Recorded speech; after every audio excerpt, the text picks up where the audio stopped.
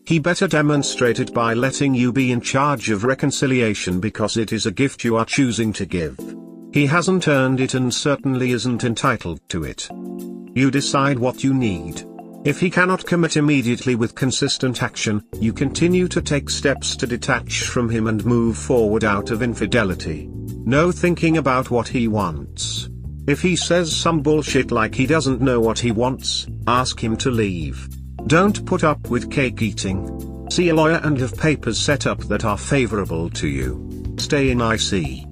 If he will not even allow you to talk about it, you are in false R anyway. He still thinks he is in control, the control he stole from you when he cheated. Take back your power in the relationship and you will feel instantly better. It isn't a threat. It is not allowing him to waste everyone's time continuing to prioritize his comfort over everyone else. He thinks what he wants is more important than helping you heal. Kick him off the fence and stop allowing him to keep you in limbo. It's not his choice to make. I read this article. Thank you for sending. I find the comparatives useful. Don't do the pick-me dance, I know. And I shouldn't want someone that doesn't want me. It took 2 years to get mine into therapy and it made a huge difference in our communication. Up until then, it was very frustrating and hurtful to have him say that I was dragging up the past, or that I wouldn't let it go. Within 3 IC sessions for him, it started to improve. Before that, he seemed to want it to just magically go away like it didn't happen. And I absolutely needed to talk about it and be heard by him. Exactly. Sheesh, 2 years, huh? Hope for the best, prepare for the worst. My life summed up. Thank you for noting his improvement. That is helpful. And I agree with you. He should have wanted to go, or realized he should go to IC. But it took me finally insisting, finding one, and scheduling the first session. I also emailed the IC before the first session, CCWS, and gave a full background of our situation. I don't want to stereotype genders, but I do think it impacted his feelings about going to therapy. Like it's not something real men do. But finally, I was just done, and I was like, you don't get it. You're going to therapy or we're done. I wish you the best. There's nothing like being betrayed, suffering massive mental and emotional damage, and then having the person that did it say you're overreacting or living in the past. Like WTF? I certainly don't think I'm willing to do all the hand-holding. But yeah, I do get it. And that's spot on, making me feel like I'm overreacting or talking about it too much. Thanks for the words of encouragement. If he's not getting professional help, you're spinning your wheels. He needs to understand it's not an option. He won't change on his own. I guess I keep hoping he will. On his own. I just want him so bad to be successful. And I feel like making him is not going to get him there. I've been there. I know exactly how you feel. You need to stop. It's not going to happen. Every single thing you're saying in your posts and various replies is painting a picture of as many who are only sorry he got caught, has few regrets if any, and will be doing exactly the same thing again whenever he feels he can get away with it. WH is not abiding by my North Carolina week rant. After much thought and reflection of my last post, I asked WH for 1 week of North Carolina. Our child is at summer camp, so the timing worked. I decided to take a trip. Do some camping, paddling, visiting some cousins. He arrived home from work texting me how the house is so empty and lonely. And how he's surprised he doesn't have a Dear John letter. Saying his anxiety is really high. And has no idea how to feel. Blah blah blah. Then closes with I'm sorry for bothering you. Go. Love how they turn it around to be all them. I mean, no way is it possible you are asking for North Carolina because your anxiety is high from all his affairs. Anyway, I hope you enjoy your trip. You deserve it. What a passive-aggressive little duck stick. I've learned over the recent months how easily others can recognize that. But me in the midst, I can't always see it. Well, he is, and based on your post history, he's a narc also. Good luck, you can't work with that confused face. I'm slowly coming to terms with that. More in the last 4 days. It's a grueling process. Wishing you everything, grab cheating in a nutshell. It will help. Cheaters sometimes cheat from their place of insecurity. He seems awfully insecure, man shrugging. Oh, for sure. Then I question, is it my job to make him feel secure? Nope. He projects his insecurity to make you feel guilty and to keep a finger in the pot for stirring. He's worried with time and space you'll see what he is and bounce. I totally agree with that. I think he is in panic mode. He called at 2 a.m, I didn't answer. Then he texted this morning, saying he had come apart and didn't know what else to do. I held firm and said I'm taking the time I asked you for. Holding firm was a small victory for me. The worst thing you could do is make him feel secure. Sends the wrong message. So I'm sure he's panicking because he knows what he'd do with a week away from you and he's terrified you'll take the same opportunity. As long as you're answering your phone, you're not busy with something else. Watch how quickly he dissolves into accusations or anger when you leave him on read for a while. Listen to accusations. If he's an actual narc, that's the closest thing to a confession you'll get from him. Panic is right, knowing more than likely after being gone for a week, having some clarity I'll want out of this shit show. He sounds so needy and conceited. I doubt he'd survive very well without you there for him. So needy. That explains everything to me. He was given one goal and failed.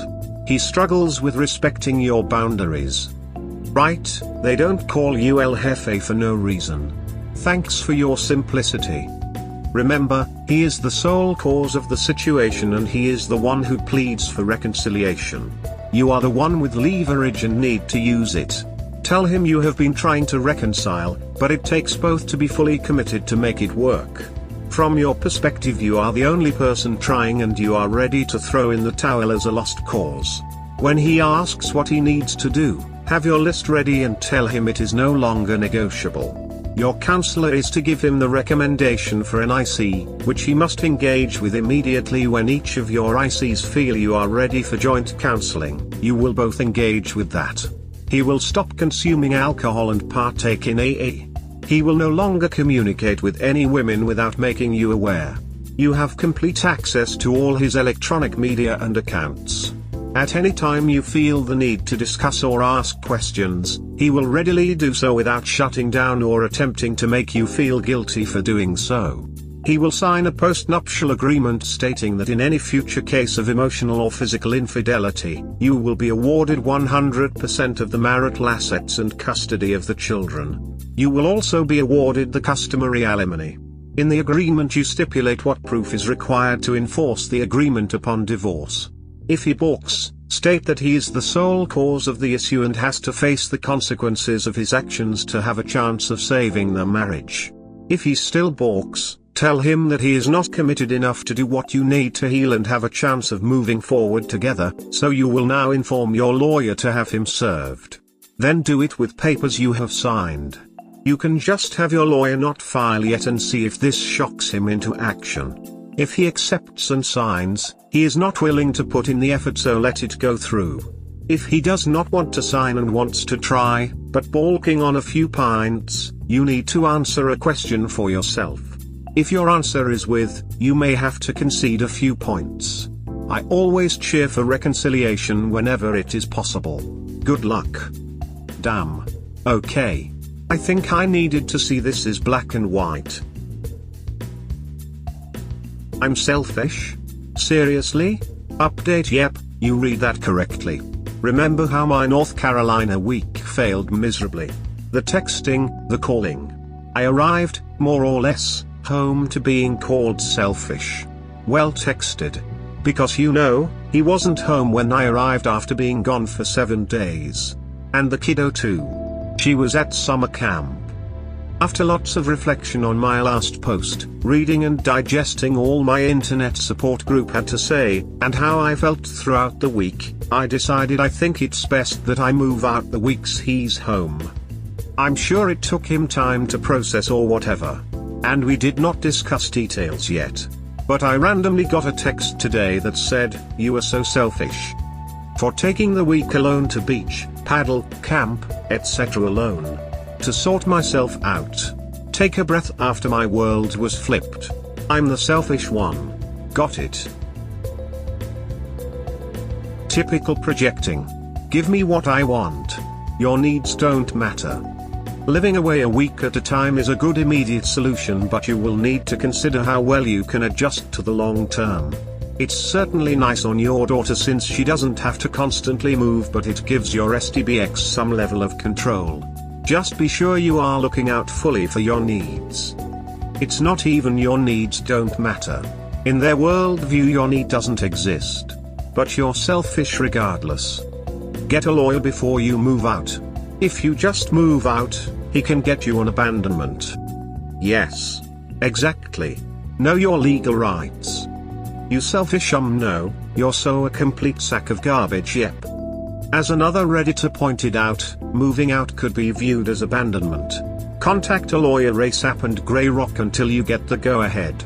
Let him stew in his self-made hell. I will consult an attorney. And he works out of town every other week. We just can't sleep in the same house. Then he should move out, not you. He's the one who messed everything up. Even if it's not viewed as abandonment, it can certainly be viewed, in the court's eyes, as OP being willing to move out, thus OP having less claim to the house than WH. So indeed, don't do anything drastic like move out without first consulting a good attorney. And yeah, narcs are gonna narc, so him calling you selfish is just another bullet point on an already long list of narcissistic characteristics he exhibits. Ignore that crap and start panning for your better future life without him in it. Carrot exactly. Additionally, there's a difference between willingly leaving and traveling for work. It's not in OP's favor. So definitely get legal counsel and be aware of your legal options for the best outcome. You might remind him that you're not being selfish, you're being generous. You're willing to let him go so he can share his love with the rest of the world. Just not with you. You're so selfish, from the man that only thought of himself when he shattered your heart and jeopardized your family. Narcissistic much? Right. But God forbid, I call him on his shit. Then I'm attacking him. And he's so wrong all the time. Insert eye roll and face palm. Blue heart.